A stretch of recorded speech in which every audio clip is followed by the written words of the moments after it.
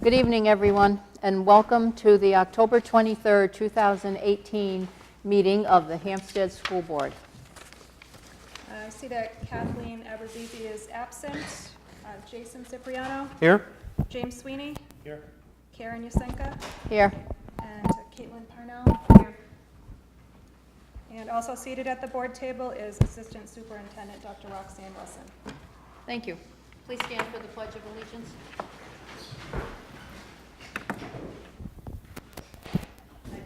Allegiance to the flag of the United States of America and to the republic for which it stands, one nation, under God, indivisible, with liberty and justice for all.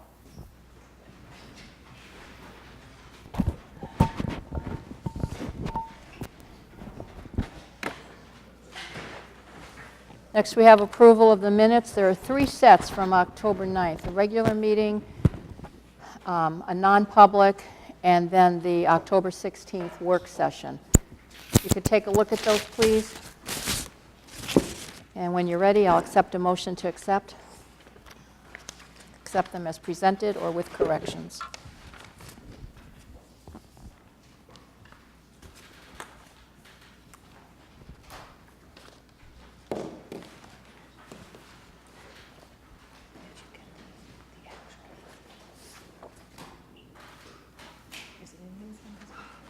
I'll make a motion to accept the minutes from the October 9th public and non-public meeting and the October 16th work session. Second. Is there any discussion on any of these?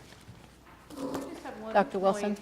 Under the renovations and improvement project update, we might want to put the exact. Where are you on what minutes? That is on page 2, under C. I'm just wondering if you want to put the exact cost that he presented at the meeting, because it's not actually reflected. And he did, he says, believe he said what, 7.9? Yes, we can get that exact cost of the building project. I think Sure. it should be in here in the minutes. Yep. My only other concern is with the non-public meeting minutes, instead of doing the abbreviation of MOU, then we actually write out memorandum of understanding, Okay. just for clarity purposes. Okay. All right, so you got those 2 changes? All in favor of accepting the minutes with the corrections? It's a unanimous vote. Thank you. Thank you. Yep. Any public comments, Melissa? No, Madam Chair, there were no requests for public comments tonight. Thank you. Moving on to current business, the school department budget presentations. I can't believe it's October already. Yeah. We're ready. Oh, I think it might help if I put my Put your microphone. here, microphone. So we're here. We've already had a work session last week, which I think a lot of you had heard some of the details behind it. We are here to present. Some of the numbers have changed a little bit in terms of your feedback. So you have the reports in front of you. And I'm going to have each department head come up and just talk a little bit about their slide and some of the highlights of what's increasing and decreasing, in case you have any questions about that. We'll talk HCS, HMS. We'll do the curriculum and assessment, special education department, technology, facilities, and then I'll talk a little bit about Pinkerton. Although I don't have a lot of information to share, but at least I'll give you that information that we have. Everything we do is connected to our mission statement, so I always like to make sure that we present that in a formal way. So our mission, as always, is to provide challenging educational experience that prepare all students to succeed in their individual potential in a changing world. We also use the district goals, the strategic plan, and the school board goals as a way to inform our budget building, always, connected to the goals that we have out there. They're all aligned. So you will see some of that throughout the discussion. The budget drivers for 19-20 for the school budget next year. Our insurance benefit, the guaranteed maximum rate has been received, and it is 6.5%. So we've built that into the budget. Of course, in April is when we get the actual rates. So, but it will not be anywhere near the 6.5. It will probably be below. Special education tuition, transportation, and services, that's always a difficult, that's a variable number each year because of the students who we have in front of us. That's also another driver, and you will see a slight increase.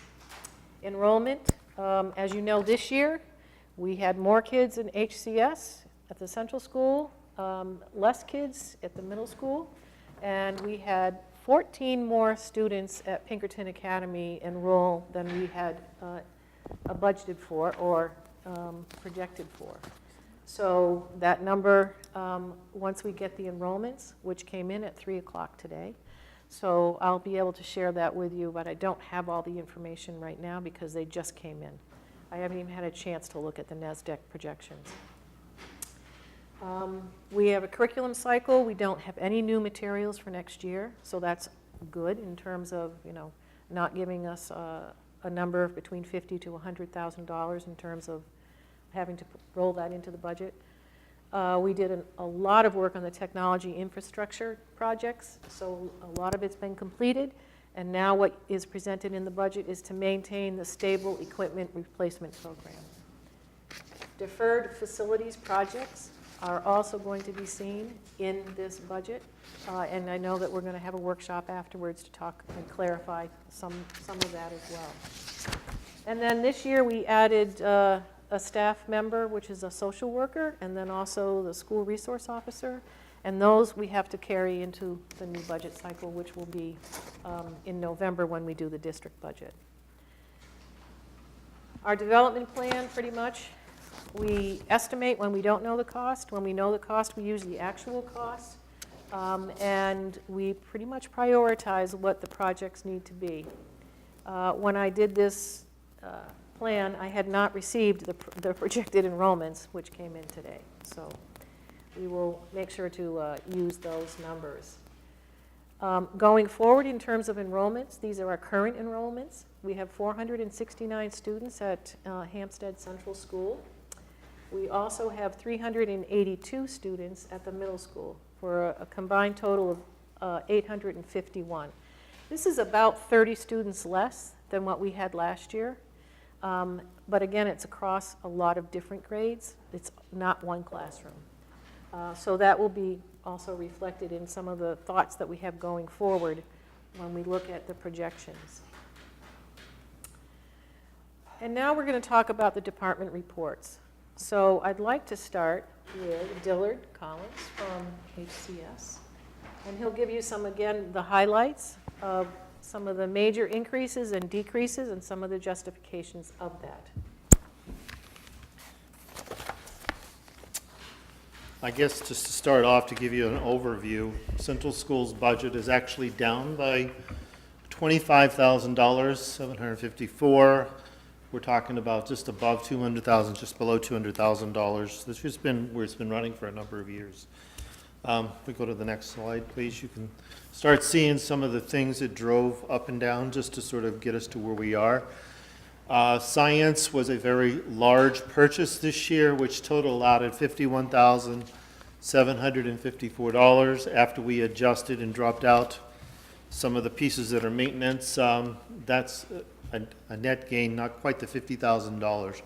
But as an example, science new equipment, we need to purchase some kits, which I guess we could easily phrase them as STEM kits. And we basically had a per grade classroom size kit, and that's what drove that number for the 4370.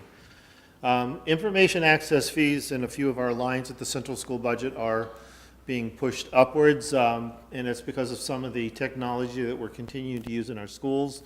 A couple of ones are specific I could highlight would be the climate surveys that we've done over the past few years. We've always moved funds around. We didn't do it last year, so I did budget for it next year. EFF stands for Education for the Future. And the tripod surveys, I think we've had a lot of conversation about. That's a tool that we'll be using, that's more of working inside of the classrooms to give that type of feedback to the instructional needs of students. On replacement equipment, the art kiln at the central school is used and overused, and it's finally reached end of life. That's about a $3,000 purchase, according to Mr. Torelli. And then the rest of the funding that I put in the replacement equipment is we've started to use more and more standing desks. More and more students like to stand as far as their learning day. We put a couple in classrooms at the middle school, and they tend to grow. Kids love them. So now I have some teachers asking for a teacher standing desk. So this is money for student standing desks. Testing supplies, probably the big driver in the testing pieces is DIBELS, is the Dynamic Indicators of Basic Early Literacy Skills. That's the test that we use. We've used the same test for quite a few years. It's now gone through its next iteration, so we literally need to buy the teachers all new testing materials. It's a very low-cost test, but it's just, every few years you have to buy teachers updated kits. We're going to something called DIBELS 8. In the library, there was a conversation at the work session last week. This is the number that we ended up in there. The basic, really, we're only going to be purchasing shelving with that money. I'm sorry, I missed that, Roxanne. That should be it's just for the shelving, because last week the board said, let's hold off on the tables. So we went with the shelving, but that is the $6,800. This is that project that we started a couple summers ago, where we did a lot of mobile furniture.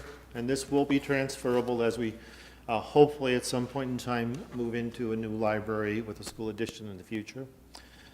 It will take care of us what we need for now, and then we'll be ready for the future. Security, we've been continuing to replace radios. The age of the devices that we have some of them are 15 years old, and the ones that are coming out now are much more compact and actually a lot more efficient. And then the last piece is, this was just simply a budgetary removal. There was some conversation at the district office about removing telephone from the school budget line, so you'll see that actually has been washed out of our accounts. And I think that has a lot to do with the fact that we've done a lot of work to change our phone systems. There was a significant investment last year. So that really kind of hits the major lines. I mean, if anyone has any questions, I could speak to any details. Questions? Just for the viewing public, so they understand, this was discussed at our workshop, so the board's pretty familiar with this. That's why you're not going to hear a lot of questions coming from us. This is really for the benefit of the public to understand where we're going with the budget. Okay. Great, Thanks. thank you. Thank you, Julie. Mm-hmm. And Madam Chair, and it'll be discussed several more times, including at the public hearing on the Correct. budget and some of the other public events that we have, Correct. deliberative session and so forth.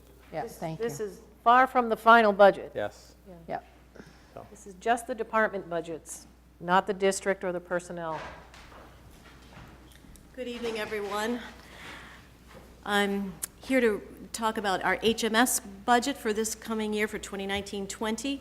We're proposing at $202,275, which is less from last year's by $53,637, and the majority of that is because of the expenditure that we had last year for our new science curriculum textbooks, which was a decrease of $62,539. I'll do the next slide. Thank you. So we don't need any more science textbooks this year, so that's a decrease. New equipment, minimal amount for a portable PA system that could go with the kids outside. When we're doing events, we can broadcast and they can enjoy that on a regular basis. And a mascot. Our poor hawk is very old, probably the same hawk that you had, Jason, when you were a child. So it's a little It's time. tattered, yes, no matter how much cleaning. In science equipment, these are kits for our new science program with manipulatives and lab supplies that go with our science curriculum. The student activities fee, $4,500. Our musicals have gone from very small-scale children's shows to full shows, which, as you all know, Disney owns everything. And the royalty fees, whether you're on Broadway or Hampstead, Those are just exact fees that we have to pay to do shows of that ilk. So that is that increase. Our nurses, that's a line item of $2,500 that we've put in there because of the specialized needs for a nurse who has a bachelor's degree and an RN to cover in case a nurse is out. This is a service of certified nurses, so you can't just have anyone in that role. So in library, we are going to be receiving our shelves. That's a decrease in $16,461. We do not need this $3,950 because that copy machine was leased and now we own it. So that's no longer a cost for us in a leasing piece. We are less the $8,000 that Dillard had said with regards to the change in our phone billing system and the, is it internet phone, Dr. Dancy? Web-based? VoIP. It's VoIP. Okay. And then our replacement equipment. One of the things that we've been looking at, VoIP. I love words. Could just say voice over internet protocol, but Yeah. VoIP is a little easier. Love words. And the final thing right here is the replacement equipment. Our cafeteria tables are probably the same tables that you had, Jason, when you were a child. So they're just the very long tables that do not they do not lend itself to kids socializing and having a conversational opportunity during lunch. It's just, you're just staring at that one person. So if you look at modern schools, you'll see them in more community-shaped,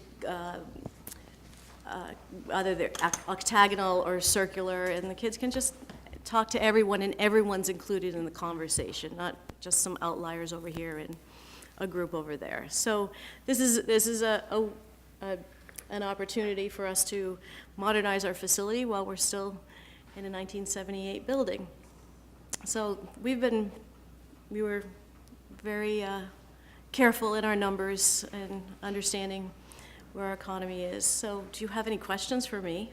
As far as the cafeterias tables go, does the 28,000 represent enough new tables to seat all of the students? Yes. It does, okay. Yes. All right. That's all I got. Okay, thank you very much. Thank you. You're very welcome. Thank you, Mrs. Denola. I'm here to highlight the district professional development curriculum accounts. The proposed budget is $8,175 less than the current budget, and that's mainly due to 3 lines.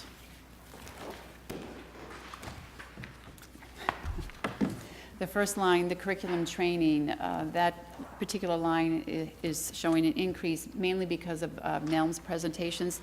Because middle school is a NELM spotlight school, it is expected that some of our staff present at the annual NELM's conference in Rhode Island every March. So we do need to pay the hotel, food, travel expenses for those presenters.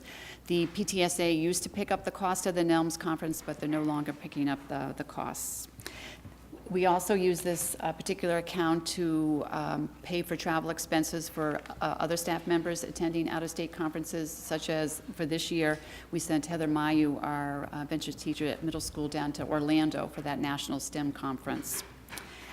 The in-service training account has been reduced because we're going into year 2 of our Elevate Science program, so we need less professional development last year than the implementation year, which is this year. I also reduced our professional development books account because our curriculum committees are purchasing some books out of their accounts for book studies, such as our middle school. Every year, our middle school math committee does a book study, so they're funding some of the professional development books. So I felt we could reduce the district professional development account. Any questions? Okay. Thank you. Thank you, Doris.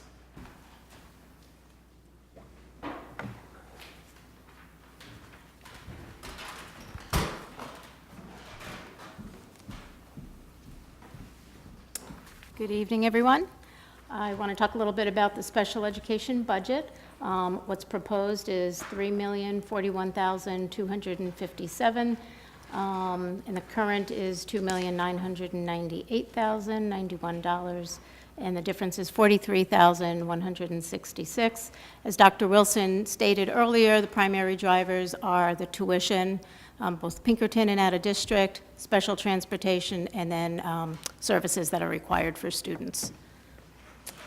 On this particular slide, you can see some of the decreases and increases. So the first one is special ed programs in other public schools. That's down by $3,763. That's due to student placements in least restrictive environments decreased. Pinkerton Academy, we have an increase there of $57,199. That's based on students' needs and an estimated tuition increase of 5%. That number can go down. Right now, we just put it in there as a placeholder. Don't know if all the programs are going to increase. Sometimes they vary. There's 3 different programs. So we'll adjust that as we get information. Typically, it's in November. The next line is private schools. That one is up $172,788. Specialized placements required to meet 15 students' needs at a 5% increase. Again, we only have the actual rate of one particular school, so if we get them, as time goes on, we will adjust those accordingly. Residential tuition is down by $194,660, and that is a reduction in required placements. And then the last one at the bottom is special ed supplies. It's up by $1,178, and those are just actual needs requested for instruction and meeting the needs of the students. I have a question. Sure. It's not based on any of these drivers that you highlighted, and I don't know where you would have it in your budget, but when I was at the SAU today checking vouchers, I came across the Hsdsb voucher, and I realized that we're no longer receiving that membership discount from Hsdsb. They had some changes, and now it's their own independent board rather than having membership board there's a lot of members in this sentence. Membership board members also serving on those boards. Right. So I don't know that we're going to receive any membership discounts. Have you accounted for that potential increase in your budget? Because this is still pretty new, all this Right. information. This year, to my knowledge, we are not getting those discounts, and we haven't gotten that bill for that membership fee. Right. So this was actual news to me, though, very recent news. Okay. Because nothing came from Hsdsb itself letting us know that that membership doesn't apply anymore. Right. I think we're still trying to work it out to see if we can negotiate some sort of a membership discount or reduced rate, whatever the case may be. But just not knowing the answer to that at this point in time, since there's been so many changes. Right.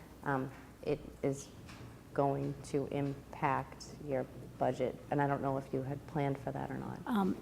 I haven't planned for an increase, only because I only learned about that just like within a few days. Right. It is brand new, and I'm not trying to put you on the spot or anything. Like I said, I was there today finding this information out. Right. So.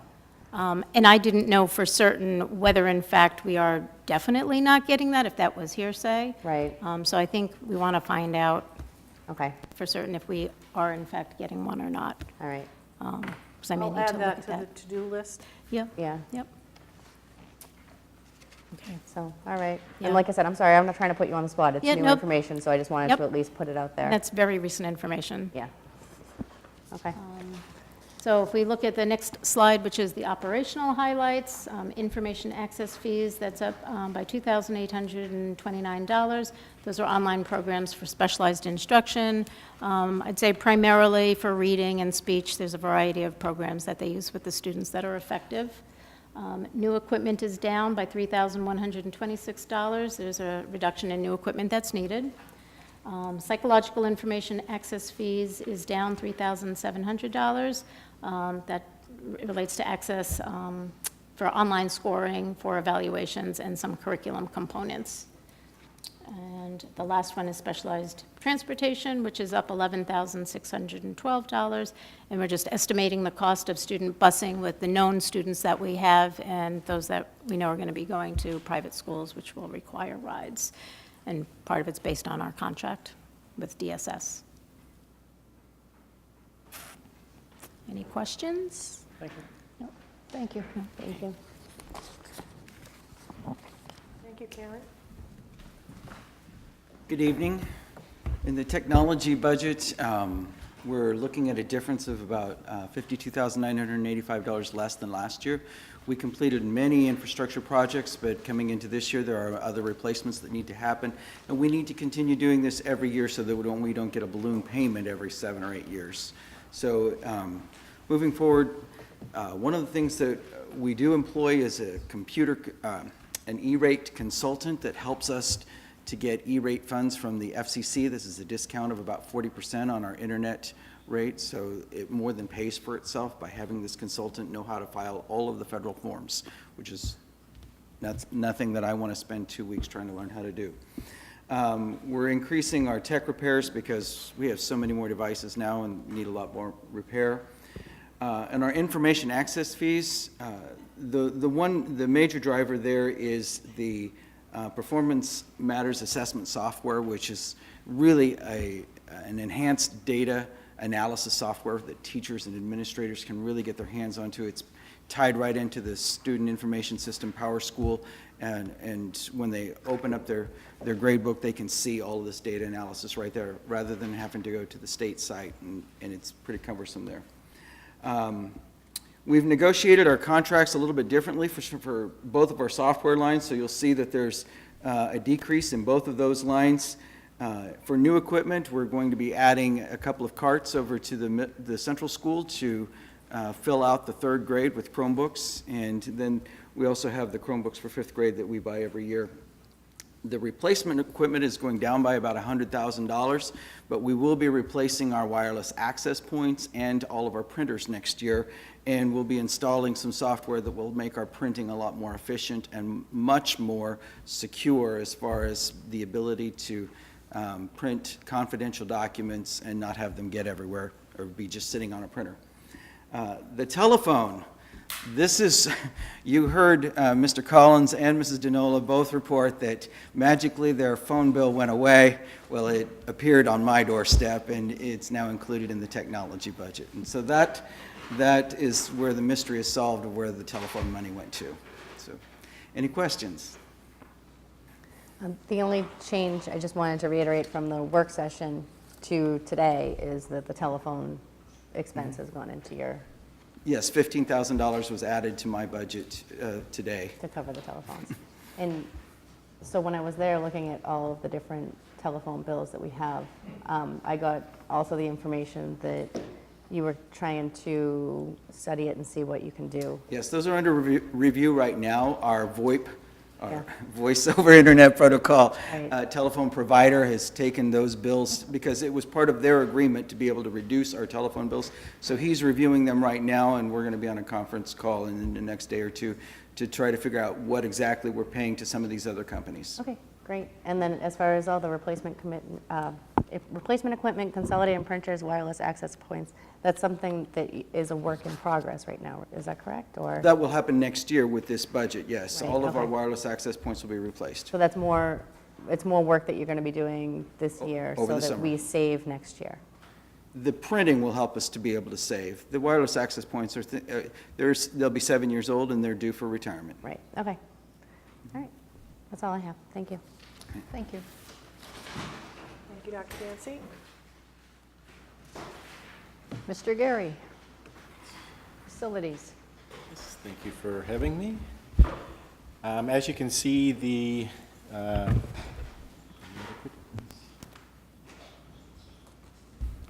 if you don't mind. Oh, are you advancing it? Yes, do you, Thank you. you want to just No, highlight this? as for you can the- see, there's a difference from this year to the proposed budget of $632,069, and I'll get into why there's such a big variance from the proposed versus this year. First on the list would be an existing conditions survey for the mechanical, electrical, plumbing, and fire protection for the Hsdsb Middle School. As that building ages, a lot of our equipment is getting to that stage where we're almost at end of life, so it's best to prepare for that coming up. I'm also going to tie that to an item on the second page as well. So that's up $29,999. There was nothing in that account last year. It was set for $1, so there's a big increase there. For the trash removal, we have about $1,800, planning out 18 months from now. I'm just being prepared for any contract increases with that trash hauler. Also, we have to anticipate carrying extra for increasing recycling pickup because that's a major goal of the board this year as well. You'll see a $14,700 increase and a $3,000 increase around contracted services relative to licensed trades. We've made the decision to outsource a lot of the licensed trades work, where in the past our in-house personnel, with good intention, have made attempts at those repairs. We think it's best to hire the licensed tradespeople to perform that work. You'll see an increase of $2,500 with repair and maintenance cost increases, and that's a lot of the supplies that our in-house personnel use. So we want to make sure that they're fully stocked to keep the work going. You'll see a decrease of $15,000 in the electricity line. We were able to negotiate a lower rate than we had in previous years. So that's where you'll see the $15,000 reflected. A $4,000 increase for heating oil changes with the anticipated market changes. That's what we're going to carry. We were fortunate to benefit from a very good price last year due to our vendor having a customer that backed out of a large quantity. So we were able to hit it at the right time and take advantage of that. We don't anticipate that that will happen on a regular basis, so we're being prepared with a $4,000 increase. You'll see a decrease of $4,200 in new equipment. That's relative to an auto scrubber that was purchased, that will be purchased this year for the middle school, so we don't need to carry that cost for next year. A $3,000 decrease in replacement equipment. Also equipment purchased this year, which we won't have in the proposed budget. Again, about $4,700 in contracted services. Again, estimated increase in pricing and shopping a lot of, that's actually tied to ground, so that's just tied to increases in the market. Snow removal, an increase of $18,000, and that's tied directly to if we have to remove snow from the roof. I'm sure everybody recalls winter, I think it was February of 13, where we just kept getting pounded storm after storm. I think it's responsible to carry that cost in case we need to remove the snow off of the flat roofs of our buildings. You'll see an increase of $2,050 in ground supplies relative to making sure our playgrounds have mulch, and we have all the supplies needed to maintain our athletic fields and sites. You'll see a $2,500 increase in replacement equipment, and that's tied to a lot of the hand tools, whether it be hand push mowers, weed whackers, just the things that we have to anticipate breaking down and being able to replace. $1,400 in vehicle repair is tied to more preventive maintenance on our vehicles. Last year, we purchased a brand new truck. We want to make sure that we're following all the guidelines to make sure that that truck lasts as long as it possibly can, and our van lasts as long as possible. Big increase in site work. You can see $525,000, and that's tied directly to reclaiming, grading, and repaving the middle school, and also creating sidewalks around the building and a safer play area. And below that, you'll see an increase of $46,000. That's tied to 3 projects at the middle school. That would be a phased project of replacing ceiling tiles in the classrooms, flooring in the classrooms, which is an item that I'll get into during my action plan for the indoor air quality assessment, and also HVAC engineering and design. So earlier, you saw me call attention to $30,000 to bring in the preliminary engineering and assessment of our systems. And we set aside $100,000 for the actual design and bid documents, so we can come up with a phased approach at replacing a lot of this equipment that will be coming end of life. So I'm happy to answer any questions you may have regarding facilities. Just to make clear, because we did talk about this during our budget work session, the work related to the HVAC is planning only. It is not the replacement of the equipment. It's planning for the anticipated end of life of the HVAC equipment. It's going to be there'll be significant costs associated with that separately. So I don't want people to see that number and think, oh, they're going to replace HVAC, and then when we actually do, then they don't understand why they're seeing it again. The numbers, yeah. Right, yeah, and that's correct. We track about $30+ a square foot for the actual work. That's what the construction estimate is for HVAC work with controls. So that 100,000 plus the 30,000 in pre-engineering costs would be strictly for the design and planning to make sure that it's fully engineered and the system works in the current building. It also allows us to competitively bid the project as well by having good design documents. And also, as far as the parking lot goes, we do have a work session scheduled for immediately after this meeting, but can you just highlight why you think that this is the right time to do the parking lot project? Sure. I believe in prior years, the board was provided with a capital schedule of big projects. And I think if anybody were to visit the middle school and see the condition of not only the driveway, right, but also the fact that the students actually play in the driveway. So sometimes we have cars intersecting with kids out at recess, and the lack of safe sidewalks around the building as well is the reason that I'm presenting it this year. Well, and the timing as far as coinciding with a town project? Yep, and reaching out to John Worthen in the town road agent, he had said that there are possible plans for next summer to do School Street on the town side. So any efficiencies we can gain from that would be welcomed. Okay.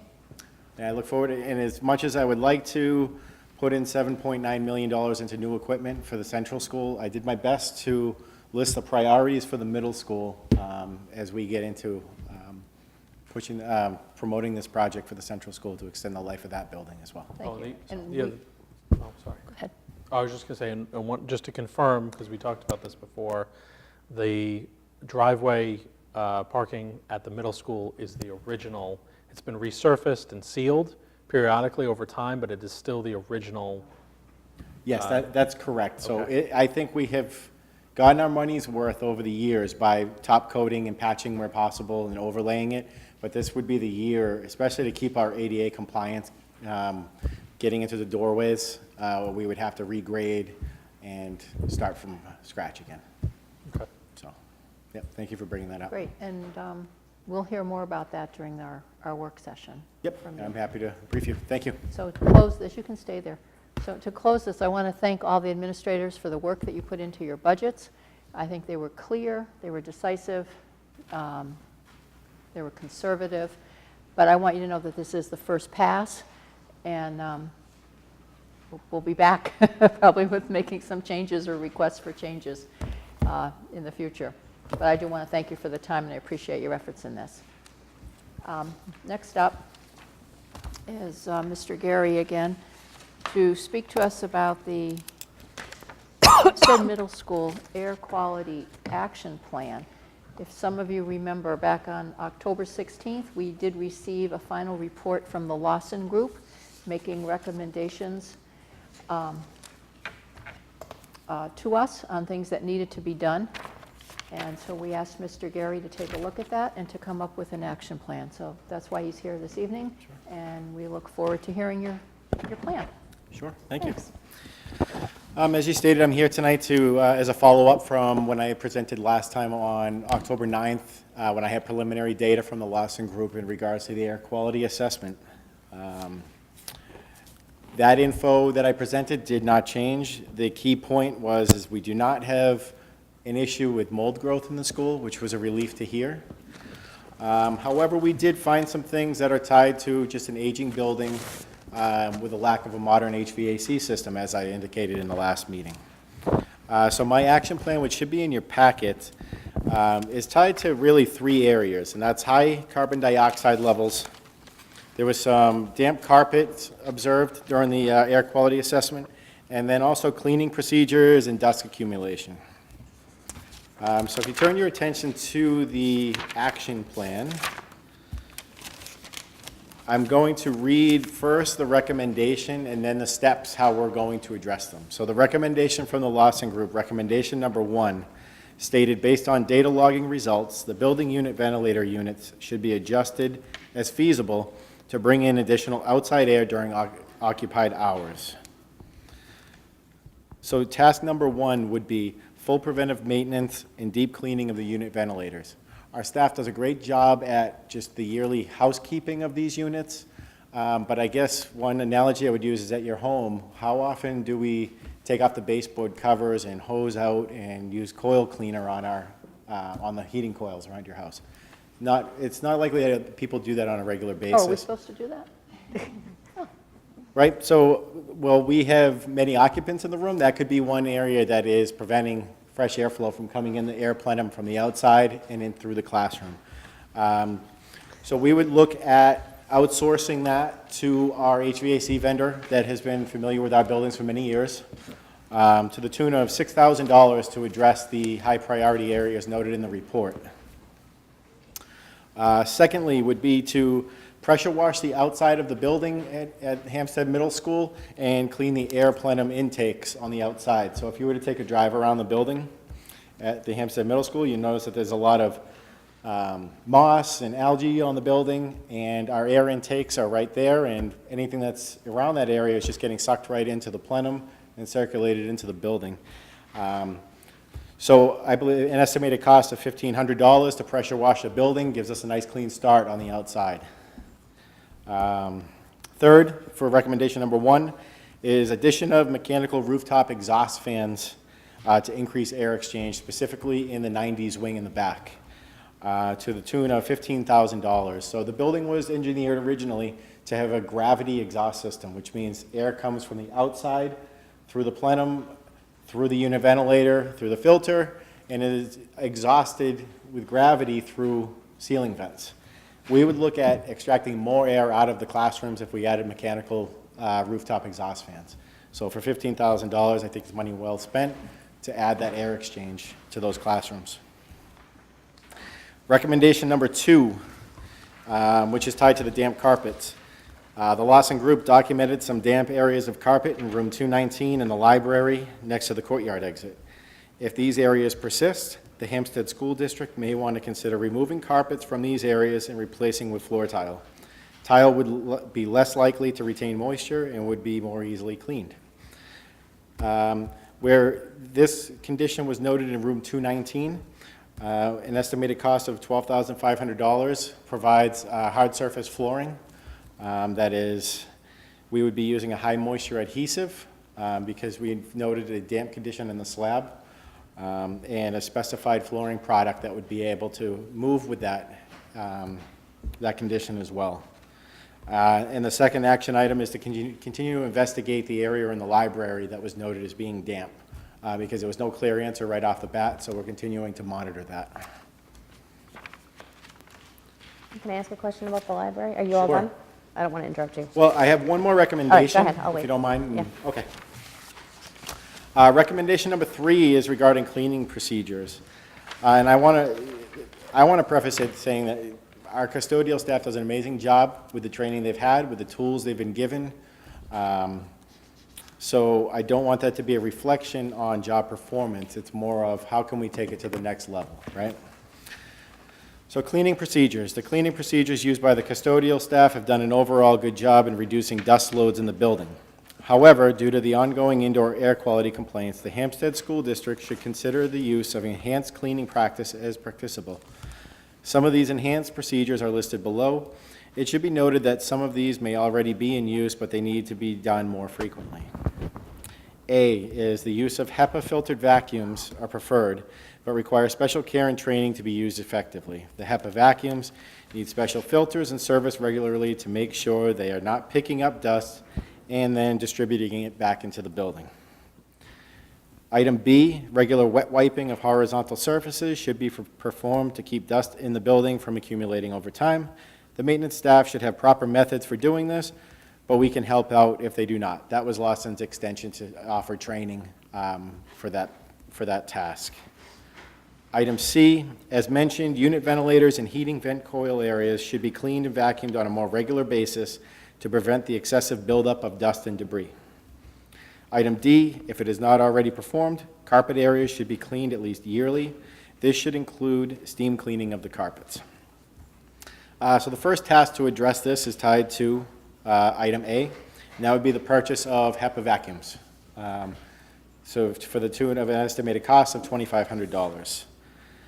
Microfiber cleaning system and training would be tied to B, the wet wiping of horizontal surfaces. So that would be a color-coded system with training for microfiber wipes to be wiping horizontal surfaces, color-coded mops. So that way we avoid cross-contamination too, right? C is custodial cleaning HVAC devices will just be a matter of us working that task into their nightly cleaning with the new HEPA vacuums. And the last action item is tied to D, and we would be looking at purchasing a new carpet extractor for carpet cleaning, and also upping that frequency to biannual rather than just wait for the summer. And the need to upgrade the machine is they have a machine at the middle school. However, it is aging. It doesn't have the suction power to extract that water out of the carpet as much as a modern unit would. So that would be the need to upgrade that piece of equipment. So when all is said and done, we're looking at approximately $46,000 to implement this action plan. And if you note that I have a start date on most of these of 23 October, which is today. So if the board chooses to move on this, I would be sending out emails to vendors to be able to get that pricing. But one thing I would like for the board to consider is the waiver of policy DJE, which would be regards to bidding. If we have to bid this, this only extends out this work 2 more weeks. However, I can still get competitive pricing by getting 3 quotes from each vendor or each discipline to make sure that, you know, we do have the best possible pricing. So it would be just a matter of waiving that policy in order to speed up the work. So I'm happy to answer any questions. Okay, so procedurally, the board does have to approve this moving forward. And now we've been asked to waive the policy on bidding. It's the pleasure of the board. Any discussion on that? I think I'm okay with all of that, but I do have a couple of questions. I'll make the motion so we can get into the discussion. Okay. So I'll make the motion that the board approve the recommendations as submitted by Mr. Geary and authorize an amount not to exceed $46,000 for implementation of the recommendations, and that the board waive, for the purpose of this, these recommendations, the competitive bidding policy. Sorry, that's like I'm sorry, Melissa, there was a lot to that. I think I got it. Okay. She's good. DJE. Caitlin seconded. Oh, yeah, second, thank you. Okay, discussion. Okay, Kathleen. so these vacuums that we're purchasing, would they also be used at the central school? Right now, in order to satisfy the action plan to address the areas in the Lawson Group report, Right. this is strictly for middle school only right now. Right. We would look at carrying that forward if we're purchasing vacuums for the central school, for example. All right, so they would be stationed at the middle school. We wouldn't be putting them in the van and transporting them over to the middle school. That's so- correct. And okay. basically, to be very basic with it, each custodian will have a vacuum. That person will be they'll be responsible for maintaining the filters in that vacuum, the repair and maintenance of that vacuum. So we're buying one for each custodian in the building. Okay, so this library entryway by the courtyard, that's news to me. I wasn't aware of any issue there at all. Was it raining the day that they came? There was some rain in that time period where they were testing, so that's what we're looking into, is if it's a drainage problem with the courtyard. But I think it just warrants some more investigation. We weren't able to attach a cost and a task to it. Yeah. But we'll definitely keep an eye on it. It was a very small area, and the library is a very big area, right? So Right. if we were to replace the flooring in there, it's about 3 to 4 times the size of a classroom. Well, that's what I was thinking too, is I wonder if you could just do like a cutout rectangle or something. And that's what we were thinking, because the carpet there is relatively good shape. Yeah. Many libraries have carpets. So I think it just warrants some more investigation. So it's just a wait and see on that one? Yep. All right, I think that's all I have. But thank you for doing all this work and getting all this work done. You're welcome, my pleasure. Any other questions or comments? Are we ready to vote on the motion? All in favor of the motion? It's a unanimous vote, thank you. Thank you very much. Mr. Gary, regarding the air quality tests, I just want to make sure that, or actually it's probably Dr. Wilson, have we shared the results with the staff? Yes, Okay. yes. Okay, It's also on the website, okay, Yeah. perfect. public. Sorry, I didn't tell you. No, that's okay. I just want to thank Mr. Gary for all the work he's done, especially, with all of the air quality testing, and he's put a lot of hours over in the middle school, and we appreciate that very much. Yep, my pleasure. Thank you. But you can't sit down yet because you're next on the okay? Need a standing desk. Right? Yeah, exactly. Why don't you talk to us now about the facilities budget and priorities? Sure, sure. I believe in your packet you have a very short spreadsheet in relation to facilities projects. Now, most of them were captured in the budget presentation, but I'm going to go over them individually to give you a little more information that I wasn't able to go into. So let me see. My apologies. So you would see $30,000 for the existing conditions survey for mechanical, electrical, and plumbing. Figure before we get into the major design, it's important to know what we have and make sure that we're properly maintaining it until we replace it. Let's be clear for everyone at home. Right now, we're talking about middle school. We're talking middle school only right now, and especially that's the way we structured the budget as well. We'd look at a phased approach at the acoustical ceiling tiles in all of the classroom, replacing about 10 classrooms a year to the tune of about $24,000. If you notice in the middle school over the years, those tiles tend to warp over time. And not only is it a matter of looks, but that adds to the fire protection in the building, the ceiling tiles. So any gaps that you have in the ceiling tiles actually oppose a fire risk. That's supposed to keep it contained so it doesn't spread through the plenum in the ceiling. Also, the appearance of it isn't as professional as we'd like it to look in the classrooms. And also the sound quality as well. Where those are bowed, we're not given the right acoustics in the classroom as well. So we're looking at $24,000 per year to take care of the first phase. Also tied to the report, as I indicated in the budget presentation, replacing the classrooms with carpet with hard surface flooring. And we would look at a specific product that would work well in those classrooms with the moist slab. And the flooring that we're looking at now, this type of vinyl tile is very low maintenance. That way you don't have to perform the stripping and waxing yearly of it. It's got a built-in wear layer into the flooring. And so it'll reduce some of the labor costs and material costs over time. And I feel that the premium you pay for the flooring, you do get a payback on it over time by saving on labor and materials.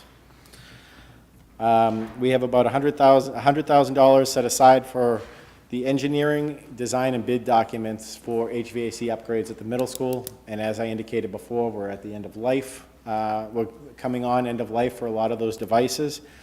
So it's best to have the bid specs ready so we could come up with a phased approach or an even bigger project in the coming years. So this will begin that work on the engineering side of it.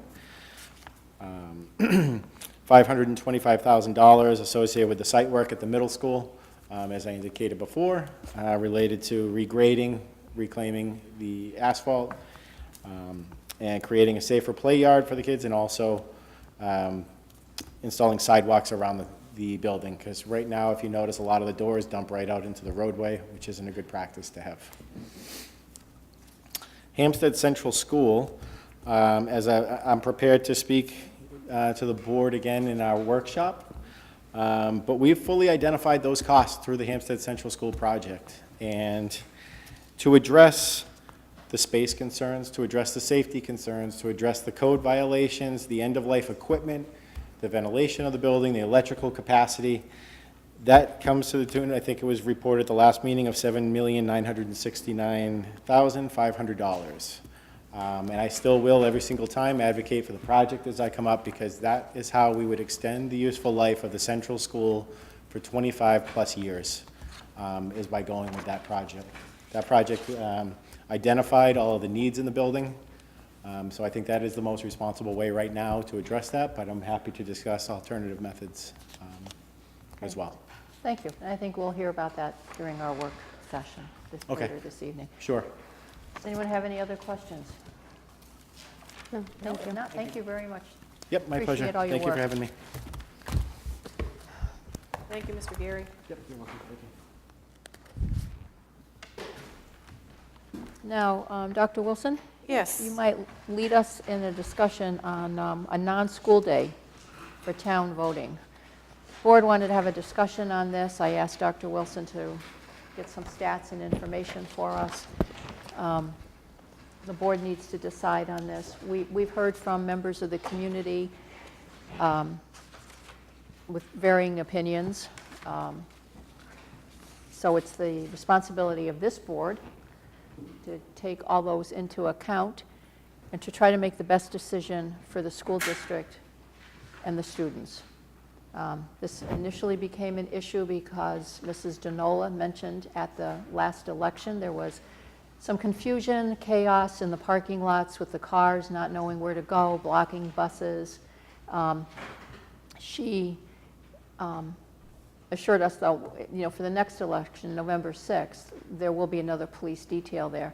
So that will take care of the parking issue and the traffic going back and forth during pickup, drop-off and pickup times.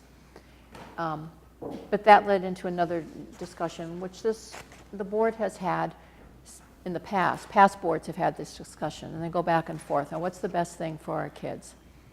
They've said some of the reasons it's good to have it during school because it teaches civic responsibility to our students. Some parents that I've heard from want school, otherwise it's another day of daycare, childcare that they have to find for their kids if they're working parents. All those are taken into account, but I think it still comes down to what's in the best interest of the school district. Everyone's going to have a different opinion on this, and to fill in some of the gaps, I've asked Dr. Wilson to please tell us how it would look if we had the 2 days a year, voting days a year, without school. What would that do to our school calendar? What would that do to the number of days? How would we adjust to accomplish that? So, thank you. One of the other things you asked me to do was to survey some of the other surrounding schools, I gave you that information in your packet. What they do on voting days, and I looked at the primary day, which is in September. I looked at the general election, November 6th, and the March 12th date, which SP2 Towns has as voting day. And so gathered some information looking at their calendars. Not every school, as you see through here, offers voting in the schools. But the ones that did, Windham, Londonderry, Auburn, Hooksett, Timberlane, Salem, Derry, and Winnicott, they all have different types of plans depending upon, I guess, their preference. And as you can see, sometimes they use teacher workshop days. So the students are not in school, but the teachers are. And I've seen that in different localities. Windham does that, Londonderry does it, Auburn does it. They also use a parent conference day, which brings parents into school anyway. Hooksett also uses it for the town voting, but not for the general election. And there are many schools that just do regular school days similar to what we do. Timberlane, Salem, Derry, they all have regular school days even though they are voting in the schools. So when we look at our calendar, we always kind of set what type of election is it? Is it, is the general election one of those dates where it's a national election for the presidency? Because that, draws out everybody. So those are the days that we have closed in the past. I believe that was one of the things that we did when I think we that had happened. parent-teacher conferences at the last At the day. presidential election. Okay. So we try to time it that way. On the 12th in March, we've heard it both ways, that if we don't have school, or if we have a teacher workshop day, then there's always this notion that parents are staying with their child and they can't come in to vote, or they want to take that day off and go skiing. We've heard that a lot as well. But I think really it's a personal preference. I think we have a plan in place. If we do take those days off, we have to make it up somewhere, which means you have to either add it onto your calendar, you have to move your professional development days around. But, you know, we have to have the hours or the days that we always do for students, 180 days or 990 hours if you're elementary schools. And we do that in our calendars. So I don't have a recommendation either way. We make it work. But I think the issue that we had last time, the last election, was all around the middle school and the traffic that it caused. And just having a police officer there during drop-off and pickup, I think will help immensely.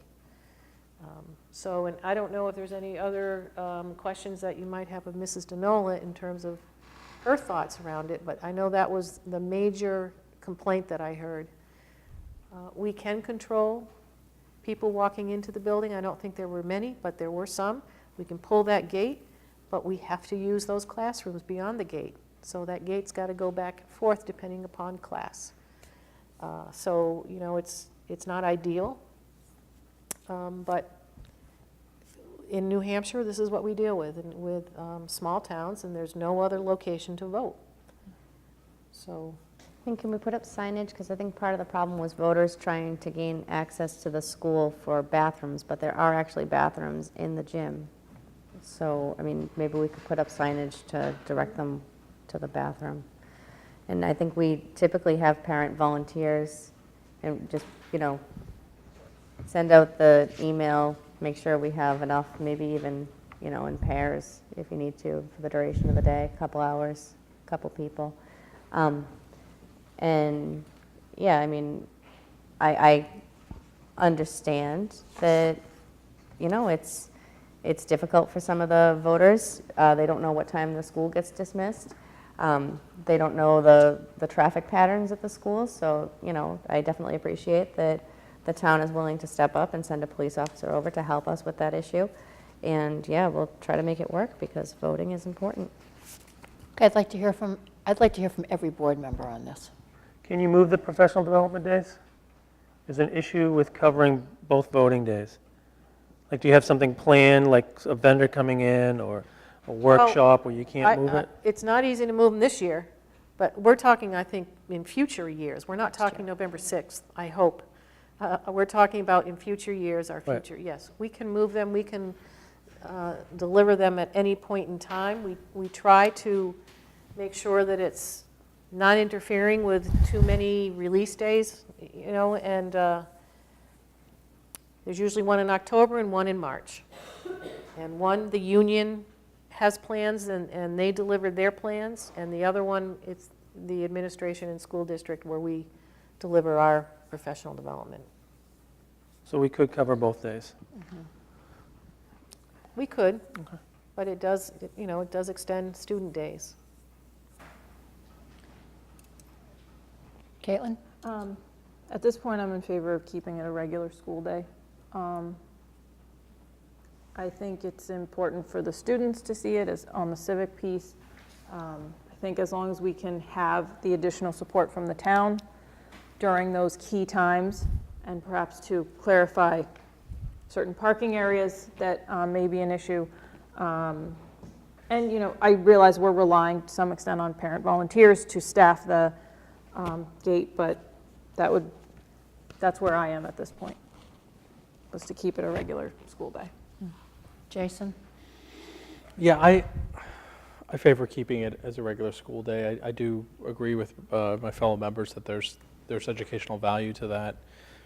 And then even at a minimum, if we were considering alternatives, I would certainly say for the town, there really isn't a need to do that. I mean, let's talk about what we're talking about here, much to the lament and chagrin of the members of this board. I mean, we only get 20% turnout for the town. I get the general election maybe is a greater concern because, last time around presidential, we saw 80% turnout of registered voters. So there's a big difference when you get 20% of registered voters versus 80%. But again, I think to Caitlin's point and some other point, if we're getting support from the town to help with the traffic flow, I'd like to see how that goes because I think that would help out immensely. But on the town side, like I said, let's not pretend like we're getting the same turnout for both days because it's dramatically different. So. Okay. My take on it is for the March elections, I think we should keep school, regular school day for everybody. For a national election, like the presidential election, it would be my preference to close the school. Yep. Just because it's just so crowded. I think we also agree with that, with a national election. Yeah. Yeah. I'm not strictly opposed to that. I mean, we have 2 years now to and we can see how this November 6th goes, and then we've got the, Yeah. so we've got a little bit of time. To be clear, though, this year it's going to stay in place. Yeah. For the next school year, there's no national election, so basically it's going to stay in place the way it is. Right. Everybody on board with that? Yeah, I agree with that. And I agree also that we shouldn't have it on a presidential election year. I think we were all on that page previously anyhow. There was, though, in the past, and I think this was even on town elections, where the police officer would be at the end of School Street directing traffic for a majority of the day. I don't know if that was a school request or what. I don't think that was there in place this time for the September election. I don't know what the change was, but that was happening for the town elections previously. So that was probably a big change for you up at the middle school this year. Yeah. So we can have further conversations, with the police department, but I think it's really, who do they have available? They are going to send extra help because they always have someone right there at the polls. Right. But they're going to send an extra person to help with the drop-off and pickup of students, and that's the time we get into quite a mess. Mm-hmm. This isn't going to pull the SRO off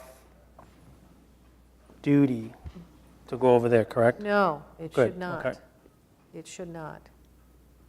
That's normal rounds, and those are normal rounds, but not sole Right. duty at that school for the whole day. Mrs. DeNola, you'd like to add something? I did speak to our new SRO, Detective Conway, already, and he is scheduled to be at our school that day. I asked him to schedule one of his days there. So he knows our traffic patterns, he knows how our buses come, and he said he'd be happy to make that one of his work days. So I feel confident about that. And also I talked to Chief Bodwin, and he said, Maria, just give me a call, just remind me, I'll have someone at the end of the road as well. So that's, I feel good about that. I'm not, I'm sorry. no, do you have a question? But Chief said he would help at the end of the road, and then Detective Conway said he would be there all day as one of his work days to. Yeah, I think it would be monitor good at this traffic. point. I would like to have, as chair, I'd like to have a discussion with Chief Bowden about that, though, and about scheduling, since that's part of a safety issue on where he is in advance. So I'd like to have that discussion. Great, Okay? thank you. All right, as far as this is concerned, I think we're all in agreement. There's no reason to vote, or nothing's going to change, so thank you all for your input. Thank you. Policies, first read. We have 7 of them. CBG, Superintendent's Development Opportunities. CC, Assistant Superintendent of Schools. GCH, Professional Staff Orientation. IHAE, physical education. IHAMB, teaching about self-protection. IHBBA, limited English proficiency instructions. And GCR, non-school employment by professional staff members. And this is a first read only.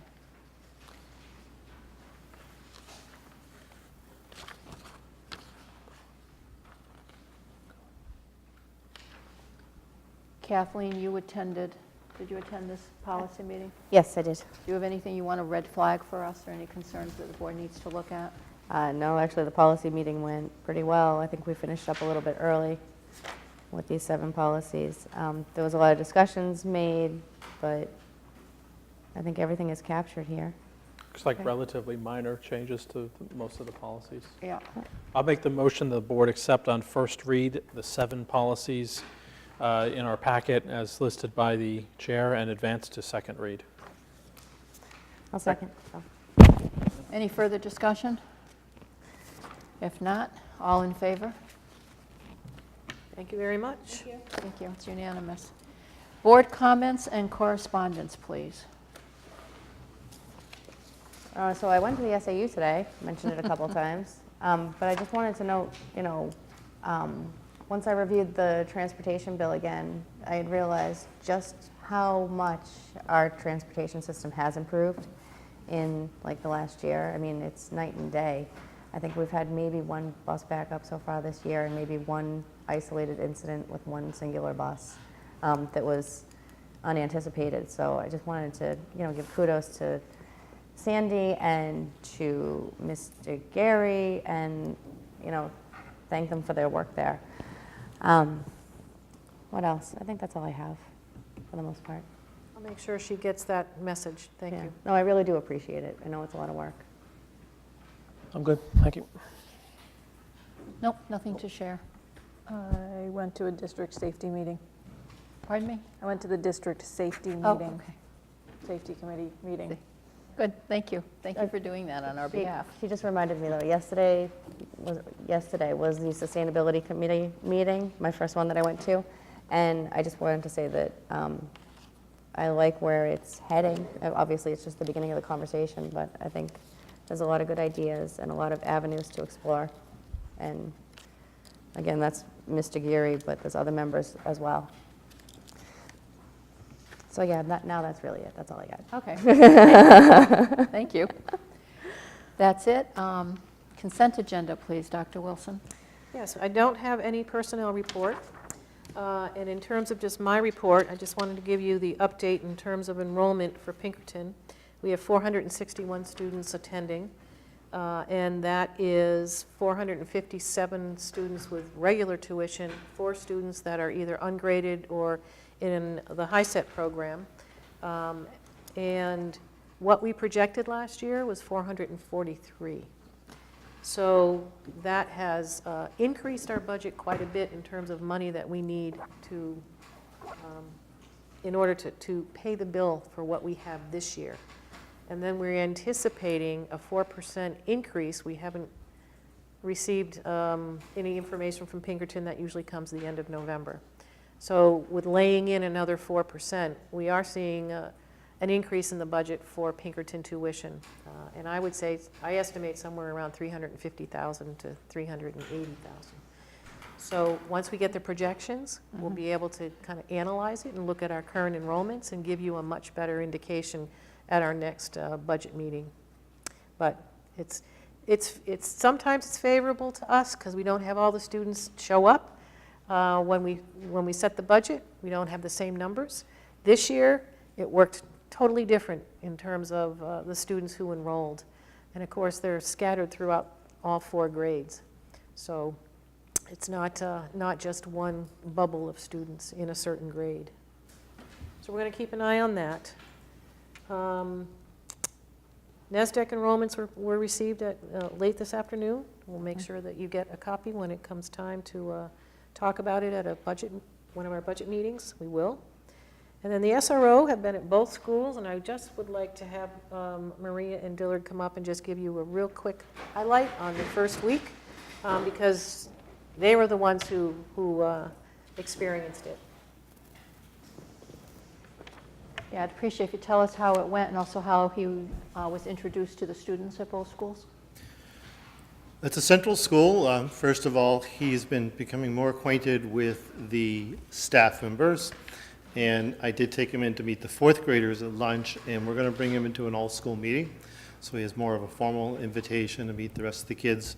We're going to get him into lunch to meet the second and third graders. We're kind of slowly moving him into the building. He's been around the building just sort of checking out the premises. He's actually been coming in off of those regular work days with us to just sort of do some pieces that I asked him to do, such as come to our staff meeting tomorrow morning to acquaint the staff with his role. He came to our crisis team this morning as we're revisiting some of our work at hand there. So first of all, he's a very pleasant man to work with. We've known him for years because we knew him in his previous roles as juvenile police officer and now as the school resource officer. So we've got a really great person in there. So there's two important pieces. We have a school resource officer, and we've got a really good man for it. Could we just, for the public's just let them know who it is? Mark Conway is his name. He's actually been on the police department for quite a few years in Hempstead. Most recently, his role has been as a detective, and he's had he's moved through the ranks there. He really loves kids, which is nice to see. He even came last Friday night to hang out at the bash at the middle school called the Halloween party. That's just an experience in itself. I don't know who's more amped for that, or the kids or the parents, but I think A lot of sugar. A lot of sugar. yeah, and the parents too. But it was really, I know, Dr. Cheney and I dropped by we could take about an hour of it because we see kids all day and we were ready to go. But he was just hanging around and just checking in with family because he knows a lot of the families in town because he grew up locally, so not in Hampstead, but just a pleasant guy to work with. Detective Conway is just a very intelligent and kind person, and even just hanging in the hallways, saying hi to people, even within being there just a couple of days, he knew students' names and say, hey buddy, how'd that test go? Hey buddy, I saw you playing hoops, good shot. Just very unassuming, just going through the hallways and saying hello to people. He'll be doing some updating of our new staff in safety training. He was present for our district safety committee, which is so important. Just a kind person and just very unassuming and knows his stuff. Thank you. And 2 other items before my agenda. It is Red Ribbon Week. Say that 3 times fast. And over at the middle school today, obviously, got my red ribbon, and all the kids were very excited in terms of supporting all the activities that are going on to support positive feelings and, again, another indication of staying away from drugs. And the other thing is if you haven't seen, you probably have the portable number 1 is going to be donated to the St. Anne's Church, probably within a couple of weeks, and so we're working on that. But it's out there, and they're very excited on the move of portable number 1. Good. Is there, I don't even know that I think it has virtually no or if any residual value. Is there anything that we need to do to transfer it over to another entity? Like, is there? Well, you've already voted on it last So spring. that's all we need to. As far as I know, I mean, they have some permitting and some things that they had to do with the town, which they did. I believe they're putting in some type of a slab or site work in order to receive it.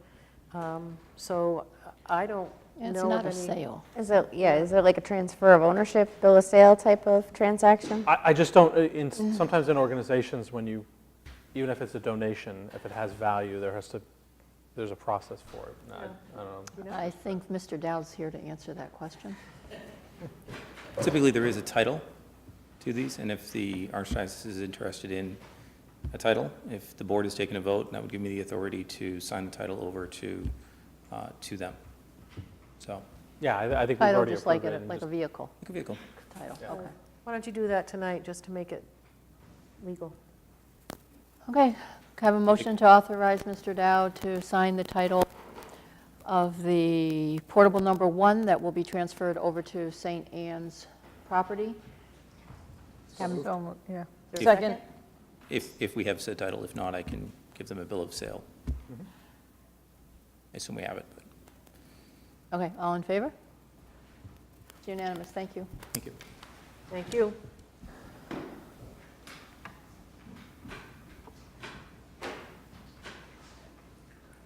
I'm good.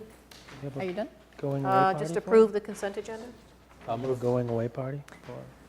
No. Motion to approve the consent agenda. Second? All in favor? It's unanimous, thank you, Dr. Wilson. Thank you. There's no other business or old business to come before the board, but I'd like to just clarify, the board will be going into non-public under RSA 91A3:2 C and L. I'll make that motion. Second.